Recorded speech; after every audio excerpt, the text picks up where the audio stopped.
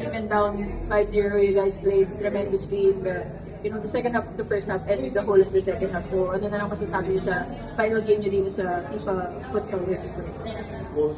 Para sa akin po, masasabi ko, we did very well po. Syempre, last game, binuhos na namin lahat, like, kahit yung dugot pawis namin na trinabaho simula ng trainings, simula nung mag-isa ng World Cup, up until now, na last game, binuhos na po namin lahat talaga. I think the girls, like one of our values, so we all just played with our heart, even to the last minute.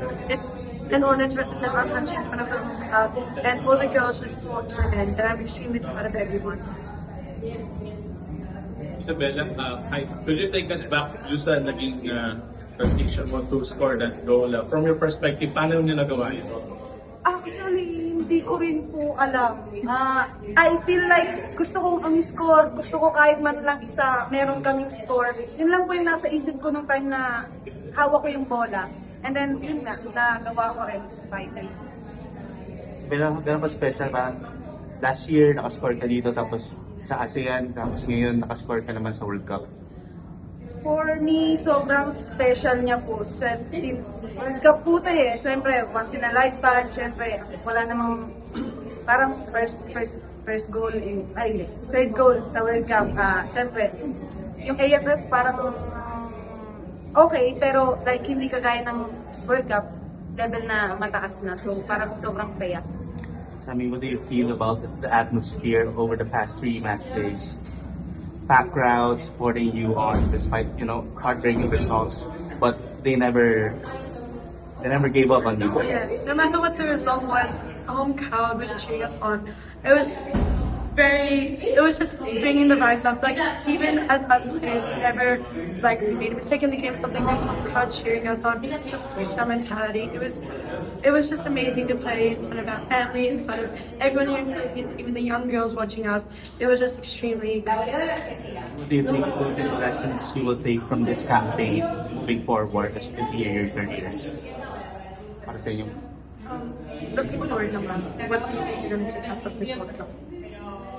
Looking forward, sana more tournament pa ng futsal sa Pilipinas, especially sa syempre sa mga youths, kasi sila yung mga next generation. So, yun yung mga look forward to lang.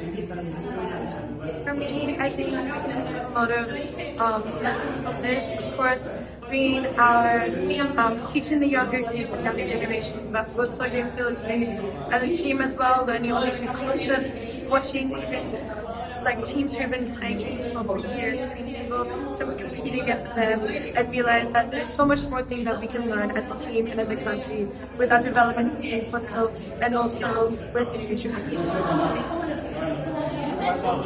You mentioned the younger generation, but what is your message to your younger self?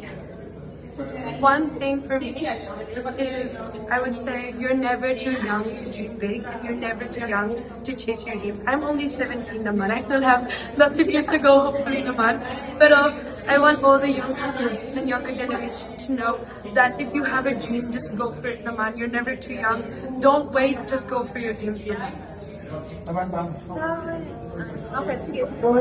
Sa akin siguro, just keep on dreaming and then try, kahit matalo, manalo, try until you achieve what you want sa pangarap.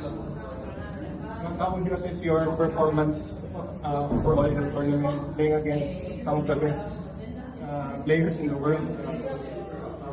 How would you assess your performance? I think, for me individually naman, my performance was just to help the team, just to do what I do best, and that's just enjoying playing. This sport, futsal, has changed my life completely for the better, and I'm just extremely grateful to play in front of the world and to play in front of our home crowd.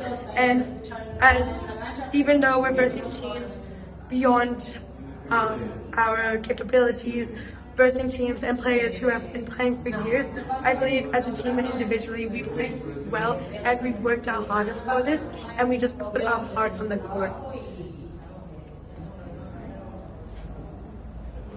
Maraming salamat.